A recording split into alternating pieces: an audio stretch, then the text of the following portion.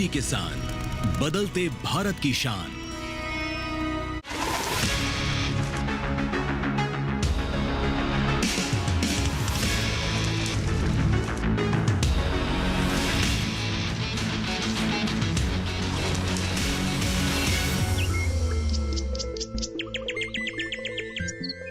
नमस्कार, आप देख रहे हैं दूरदर्शन किसान चैनल। हमारे खास कार्यक्रम एग्री की उड़ान में मैं अदिति शर्मा आप सभी का स्वागत करती हूँ।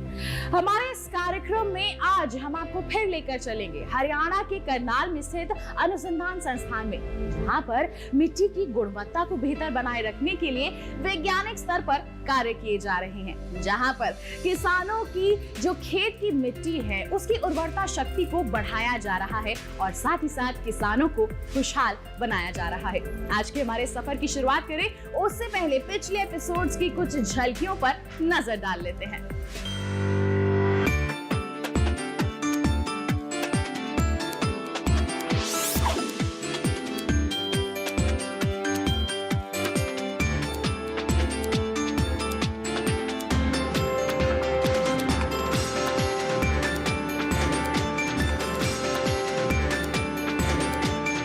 तो जाना आपने कि किस तरह से मृदा की लवणता को बनाए रखने के लिए करनाल स्थित संस्थान के निदेशक महोदय की देखरेख में वैज्ञानिक कड़ी मेहनत कर रहे हैं। पिछले एपिसोड की झलकियां देखने के बाद आइए आज के सफर की शुरुआत करते हैं।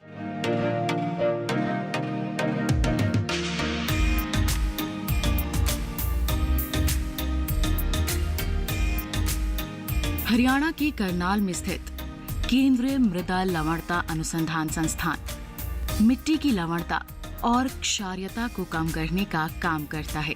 पिछली कड़ी में हमने संस्थान के सफर की शुरुआत की थी। जाना था देश की मिट्टी को, CSSRI में हो रहे अनुसंधान कार्यों को, विभिन्न तकनीकों और विधियों को, मिट्टी सुधार और जल सुधार के साथ ही संरक्षित खेती के लाभ का ज्ञान भी लिया था। अब बारी है अपने सफर को आगे बढ़ाने की, संस्थान में हो रहे सभी शोध कार्यों की जानकारी आप तक पहुंचाने की। तो चलिए अपने सफर को आगे बढ़ाते हैं।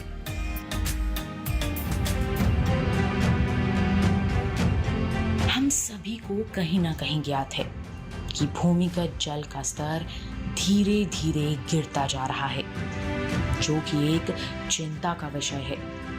ऐसे में कोशिशें भूजल पुनर्भरण की दिशा में होनी चाहिए, जिसके लिए यदि किसानों के खेतों में प्रयास किए जाएं, छोटी पुनर्भरण संरचनाएं बनाई जाएं, तो ज्यादा सफलता मिलती है।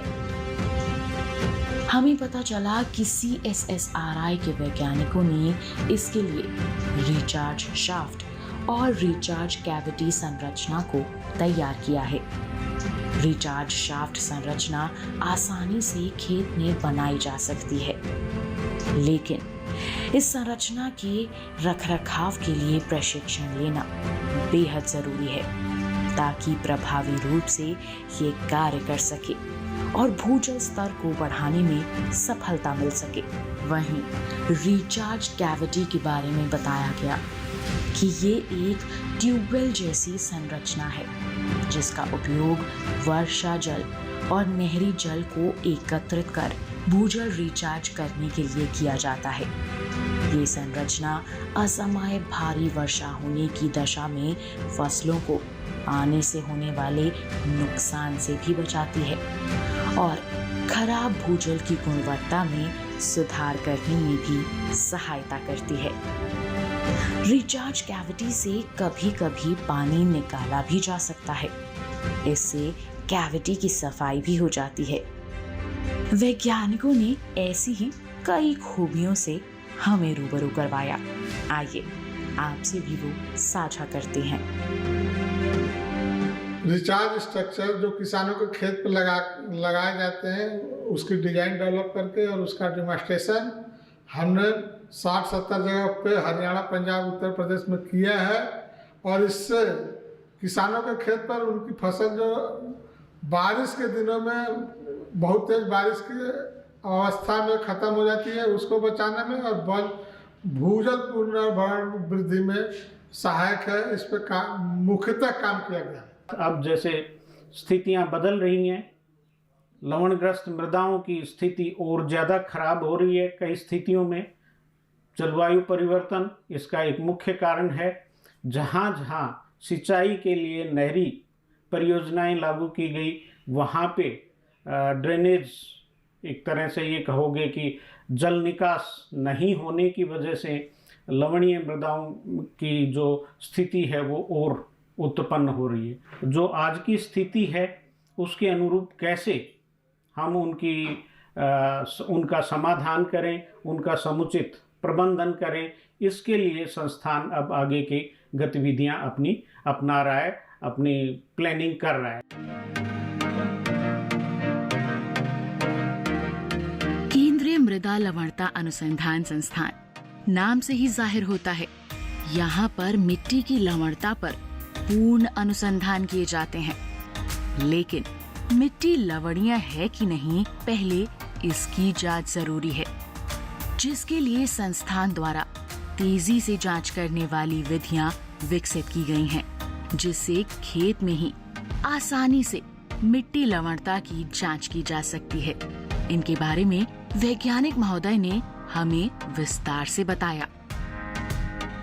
हम लोगों ने केंद्रीय मृदा लवणता अनुसंधान संस्था में एक प्रॉक्सिमल सेंसिंग के जरिए सॉइल सैलिनिटी का मेजरमेंट कर रहे हैं। ये प्रॉक्सिमल सॉइल सेंसिंग जो आप देख सकते हैं कि वो इंस्ट्रूमेंट है, ये इंस्ट्रूमेंट का नाम है EM38 MK2। इसके ज़रिए सबसे है कि हम जो सॉइल सैलिनिटी जो सॉइल के ज़रिए 0 से 90 सेंटीमीटर के डेप्थ में क्या सॉइल सैलिनिटी है वो आसानी से मेज़र कर सकते हैं। और सबसे बड़ी यह बात कि है इसमें जो सॉइल सैलिनिटी हम मेज़र करते हैं ये बहुत रैपिड और शीघ्रतर होता है। 1 सेकेंड में इसका रीडिंग आ जाता है और साथ के साथ ये दिन में 500 से लेके 1000 एरिया तक की एरिया कितना सॉल्ट अफेक्टेड है और कितना ये एरिया है, इसे आप आसानी से इसके साथ हम मेज़र कर सकते हैं। एक समय था जब लवणीय मिट्टी में फसल उत्पादन मुश्किल था। CSSRI के वैज्ञानिकों के कड़े प्रयासों का ही नतीजा है कि आज लवणता युक्त मिट्टी में भी धान, गेहूं, मसूर, सरसों और चना जैसी फसलों की उपज ली जा सकती है।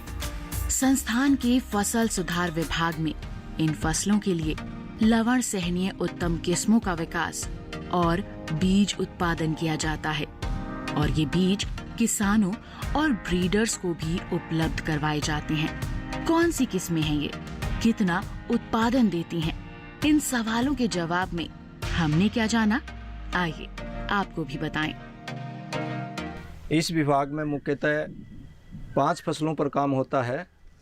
जनरली क्या होता है कि जो नॉर्मल वैरायटीज़ किस्में हैं, अगर उनको सैलाइन और सोडिक सॉइल में लगाते हैं तो उनकी पैदावार काफ़ी कम हो जाती है। तो इस पैदावार को हम कैसे बढ़ाएं, तो इस भाग में हम मुख्य इन फसलों पर काम कर रहे हैं। अभी तक हमने धान में लगभग 13 किस्में इस डिवीज़न ने उन पर काम किया है, पैदा की हैं। उनमें से मुख्य किस्म है बासमती CSR 30। यह संसार की पहली साल्ट टॉलरेंट वैरायटी है बासमती में, और इस 2012 में रिलीज़ होने के बाद इस वैरायटी ने लगभग 27,000 करोड़ रुपए का बिजनेस किया है। तो साथियों, अभी आपने जाना संस्थान में किए जा रहे कार्यों के बारे में, किसानों की समस्याओं और उनके समाधान के बारे में। कार्यक्रम में फिलहाल वक्त हो चला है एक छोटे से ब्रेक का। आप कहीं मत जाइए, ब्रेक के बाद भी जानकारियों के सिलसिले को हम यूं ही जारी रखेंगे। बने रहिए दूरदर्शन किसान पर, देखते रहिए कार्यक्रम एग्री की उड़ान। A golden opportunity for those making outstanding contributions to animal husbandry. The National Gopal Ratna Award 2025 will honor dairy farmers, AI technicians and dairy cooperative societies nationwide for adopting innovative technological practices. Selections will be made in 3 categories: dairy farmer, dairy cooperative and AI technician. Special awards will be given to winners from the Northeast region and Himalayan states in each category to encourage and promote dairy development activities. Apply now now. The application window is open from August 15 to September 30th, 2025. Visit www.awards.gov.in or your nearest common service center to submit your nomination. Celebrate your hard work with a national award. Break के बाद दूरदर्शन किसान channel के कार्यक्रम agree की उड़ान में आप सभी का फिर से स्वागत है। हरियाणा के करनाल में स्थित CSSIR मिट्टी की गुणवत्ता को बेहतर बनाए रखने के लिए किस तरह से कार्य कर रहा है, यहाँ के वैज्ञानिक किस तरह से शोध कर रहे हैं, इसके बारे में अभी तक आपने जाना है। आइए और इसके बारे में जानकारी आप तक पहुंचाते हैं, कार्यक्रम को आगे बढ़ाते हैं।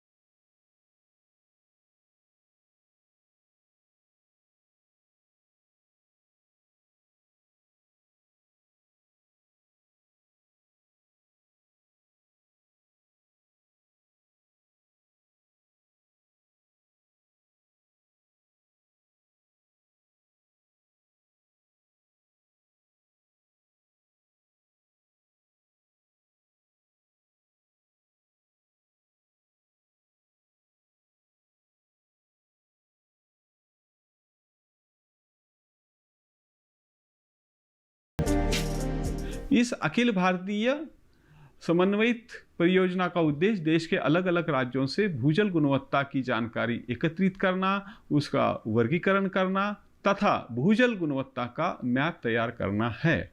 ये परियोजना देश के अलग अलग राज्यों से लवणीय व क्षारीय भूजल का कृषि में किस तरह से योग्य उपयोग किया जा सकता है, इस पर अनुसंधान करती है। वो अच्छी तकनीक भी विकसित करती है।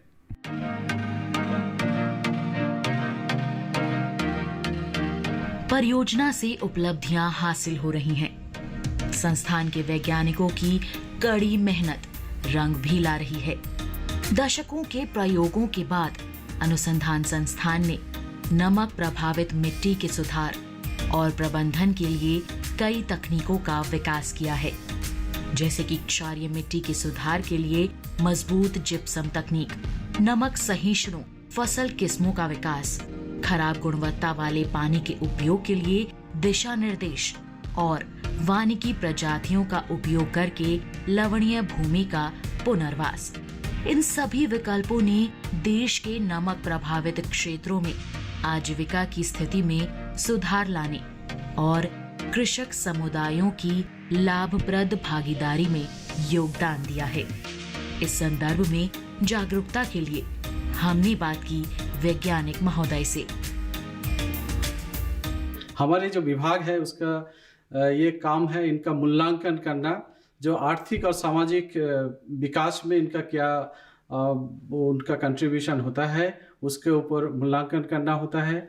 तो हम लोग इसमें जैसे अलग अलग प्रजातियां जो बनाई गई है, जो मिट्टी का और फसल का जो अलग अलग जो तकनीकी बताई जाती है, तो हम लोग उसको किसान भाई के पास लेके जाते हैं और किसान भाई के क्या उसमें उनके क्या क्या उसमें वो लोग लेते हैं और क्या उसमें सुविधा असुविधा होते हैं, उसको फिर हम लोग फीडबैक जो है वैज्ञानिकों को देते हैं और फिर उसमें हम दोबारा उस तकनीक के ऊपर काम करते हैं।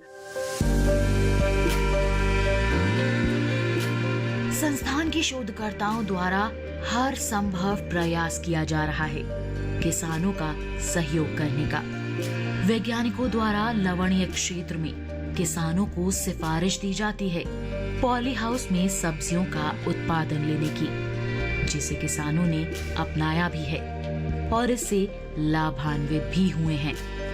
जरूरी नहीं बड़े पॉली हाउस लगाए जाएं, छोटे और मध्यम आकार के कम लागत वाले पॉली हाउस भी लवणग्रस्त क्षेत्रों में अच्छी आमदनी दिलवाने में सक्षम होते हैं। आइए पॉली हाउस आकार और प्रबंधन पर मिली जानकारी आपसे साझा करें। इस पॉली हाउस का हमारा उद्देश्य ये था कि एक किसान के पास, जिसके पास ज़मीन भी ख़राब है, या तो लवणीय है कि क्षारीय है, और पानी भी ख़राब है जो कि या तो लवणीय है या क्षारीय है, तो ऐसी परिस्थितियों में, ऐसे लवणग्रस्त क्षेत्रों की परिस्थितियों में क्या किसान एक पॉली हाउस लगाकर कोई उत्पादन सब्जियों का ले सकता है या नहीं ले सकता है?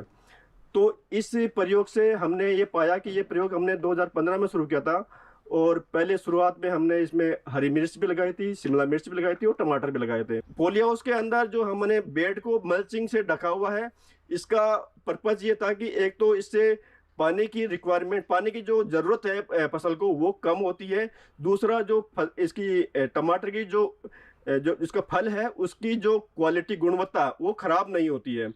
और जो लवण है, जो ड्रिप सिस्टम से हम इसमें सिंचाई कर रहे हैं, तो जो लवण है वो पौधे की जड़ों से, जड़ क्षेत्र से दूर रहते हैं।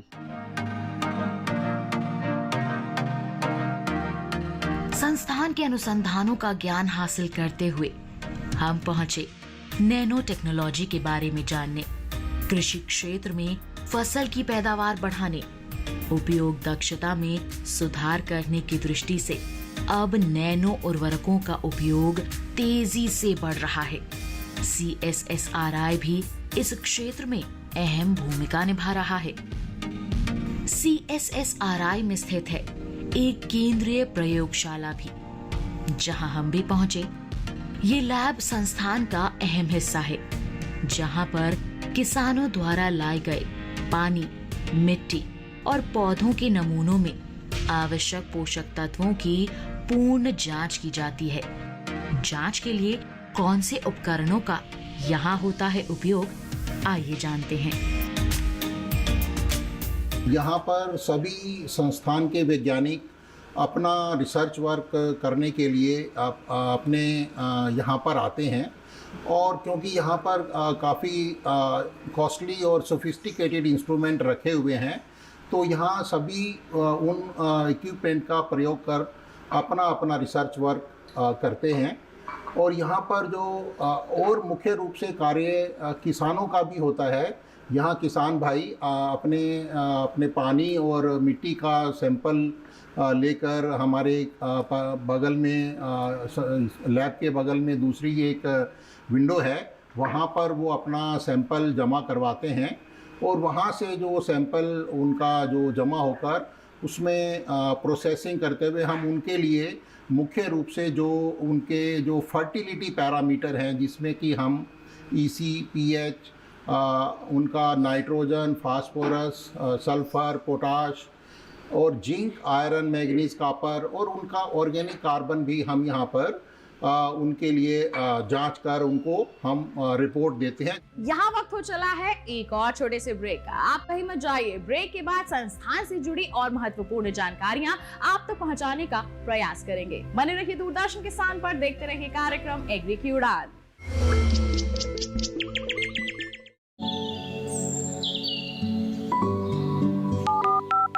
हेलो, कार्यक्रम के पहले कॉलर जुड़ गए हैं। इस बीच हमारे पास कुछ ईमेल्स भी आए हैं। सवाल पूछिए अपना।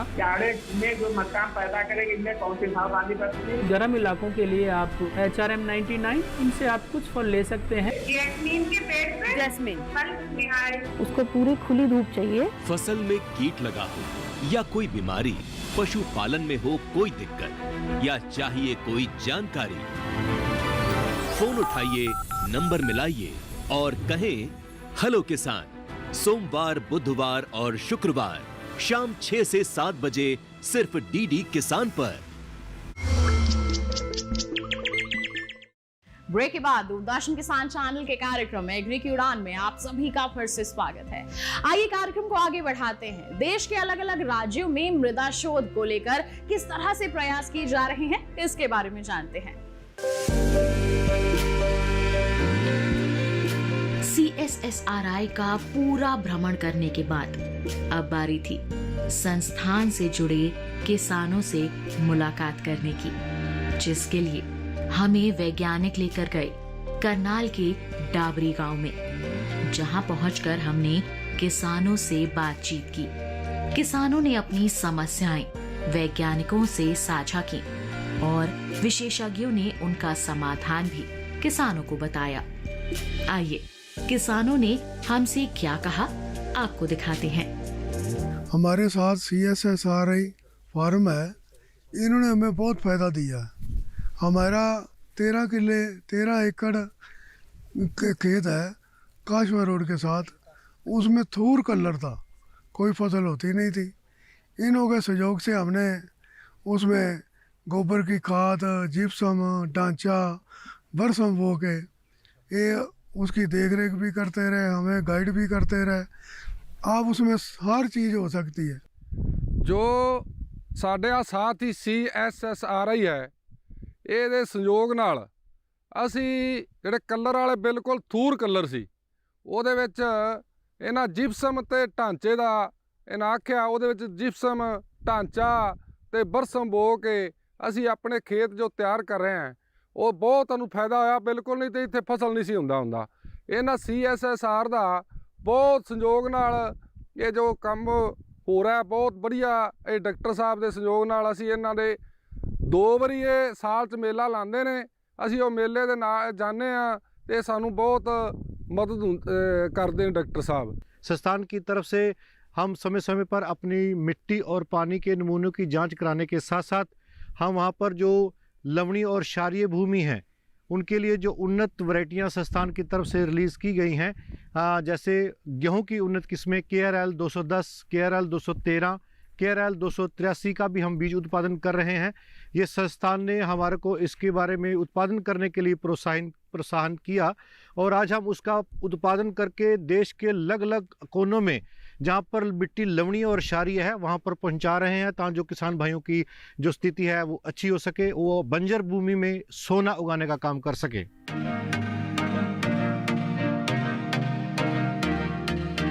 CSSRI लवणीय और क्षारीय मृदा और जल सुधार के क्षेत्र में अमूल्य योगदान दे रहा है। हर पहलू पर नजर रख समस्याओं का समाधान तलाशने में जुटा है, जिसमें सफलता हासिल भी हो रही है। जिस तरह से अपनी उपलब्धियां संस्थान के वैज्ञानिकों ने हमारे साथ साझा की, ऐसा ही प्रयास रहता है संस्थान का हर जानकारी अन्नदाताओं तक पहुंचाने का, जिसके लिए CSSRI का कृषि विस्तार विभाग कार्यरत रहता है। इस विभाग के कार्यक्रमों की जानकारियां आइए आपको भी बताएं। हमारा संस्थान लवण प्रभावित भूमियों के सुधार के लिए तकनीक विकसित करता है तथा उन तकनीकों को किसानों के खेतों में भी प्रयोग करके उसके प्रभाव को देखता है।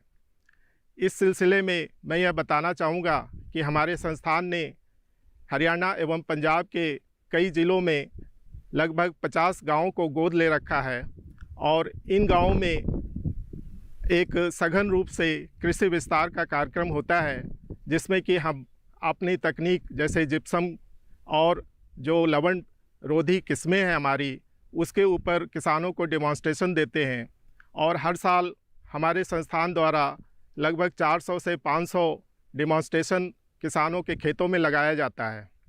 इसी तरह से हमारा संस्थान प्रतिवर्ष रबी और खरीफ के मौसम में 2 किसान मेले का आयोजन करता है, जिसके माध्यम से नई नई तकनीकों को हम किसानों को बताने में सफल होते हैं। किसानों से बात कर इतना तो पता चला कि ICAR का ये संस्थान किसानों का साथी है। अनुसंधान की जानकारियों के साथ यहाँ और भी सुविधाएं हैं जो किसानों को मिलती हैं, जैसे यहाँ का पुस्तकालय, जिसमें 16,000 से भी अधिक पुस्तकों का संग्रह है। गेस्ट हाउस की सुविधा भी उपलब्ध है, जहाँ देश या विदेश से आए किसान, प्रशिक्षणार्थी, शोधकर्ता आकर रह सकते हैं और कैंटीन में उपलब्ध स्वादिष्ट और पौष्टिक भोजन का आनंद ले सकते हैं। अगर किसी भी समय कोई स्वास्थ्य संबंधी समस्या हो जाए तो संस्थान की डिस्पेंसरी का भी रुख किया जा सकता है। यदि आपको भी करना है CSSRI का रुख, तो नोट कीजिए यहाँ का पता। केंद्रीय मृदा लवणता अनुसंधान संस्थान, जरीफा फार्म, कछवा रोड, करनाल, हरियाणा 132001। भारतीय कृषि अनुसंधान परिषद का केंद्रीय मृदा लवणता अनुसंधान संस्थान कृषि क्षेत्र में अहम भूमिका निभा रहा है। यहाँ के वैज्ञानिक दिन रात कड़ी मेहनत कर रहे हैं। बदलाव नजर आ रहा है और आगे भी जारी रहेगा। इसी उम्मीद के साथ CSSRI के सफर में बस इतना ही। अगर आपके मन में है कोई सवाल या कोई सुझाव तो साझा कर सकते हैं हमारे साथ हमारी ईमेल आईडी पर। हमारे कार्यक्रम एग्री की उड़ान में आप हमारे साथ जुड़े, इसके लिए आपका बहुत बहुत धन्यवाद। हमारे इस कार्यक्रम के माध्यम से जो अनुसंधान संस्थान है, जो एग्री यूनिवर्सिटीज हैं, उनके बारे में हम आपको लगातार जानकारी देते रहेंगे और लगातार आपका मार्गदर्शन करने का प्रयास भी करेंगे। तो इसी वादे के साथ कि अगले अंक में एक नए सफर पर आपको लेकर चलेंगे। तब तक के लिए हमें दीजिए इजाजत, लेकिन आप बने रहिए दूरदर्शन किसान पर। नमस्कार।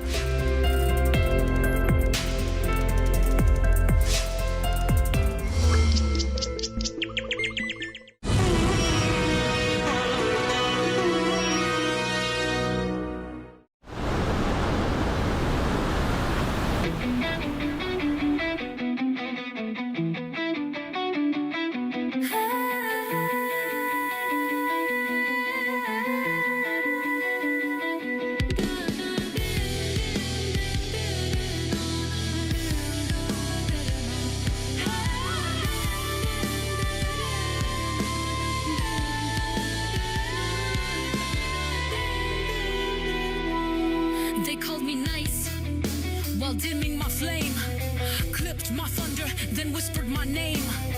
But something moved when I broke, not shattered. I heard a roar where my heartbeat scattered. Not rage, not grief, something deep or wild, like a storm I'd buried since I was a child. Now I stand with fire curled in my breath, not afraid of life, not afraid of death. I don't wanna be saved, I wanna burn. I wanna twist to how to unlearn everything that told me to stay small. I hear her, the one who breaks them all. Oh, Mahakali, Chavit Mahesh, Mushabasmi,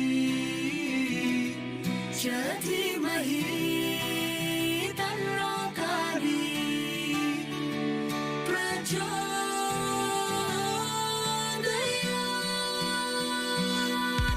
She's not outside, she's in my skin, in every scar, every ache within, in my cracked voice, in my clenched fist, in the dreams I buried but still resist.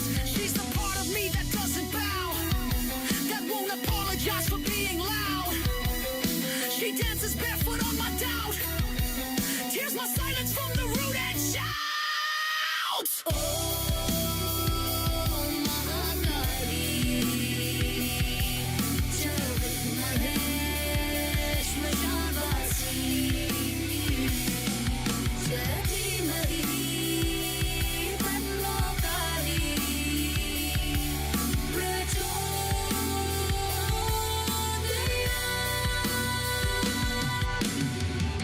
मैं देवी भी हूँ, दंड भी, मैं आशीर्वाद भी हूँ और आग भी।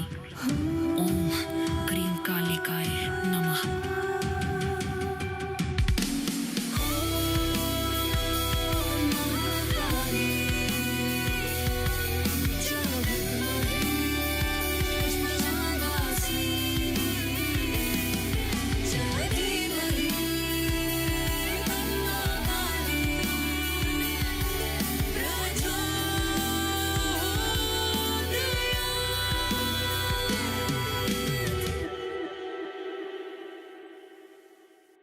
जब अर्जुन संशय में थे, श्री कृष्ण ने दिया उन्हें अमृत ज्ञान। अब वही श्रीमद् भगवद गीता का दिव्य ज्ञान पूज्य श्री सुधांशु जी महाराज के वचनों में देखिए गीता ज्ञान अमृतम। गीता ज्ञान अमृतम।